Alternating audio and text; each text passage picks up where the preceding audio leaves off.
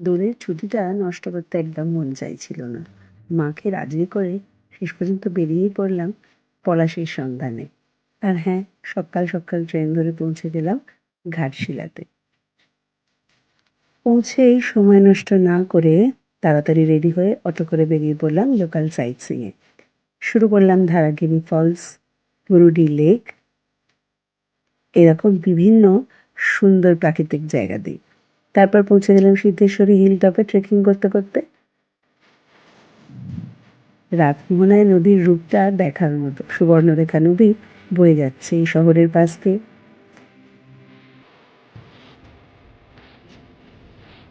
সাথে আছে ছোট্ট ফলসও। বিভূতিভূষণ বন্দ্যোপাধ্যায়ের বাড়ি দেখতে পৌঁছে গেলাম। অপূর্ব সুন্দর কারুকার্য বাড়ির চারপাশে। এরপর চিত্রকূট পাহাড়ে গিয়ে দেখলাম কেমন সুন্দর দেবতাদের মূর্তি এঁকে রেখেছেন সবাই। শেষে পৌঁছলাম গালুডি ব্যারেজে। এইভাবেই দুদিনের ছোট্ট ট্রিপ শেষ করলাম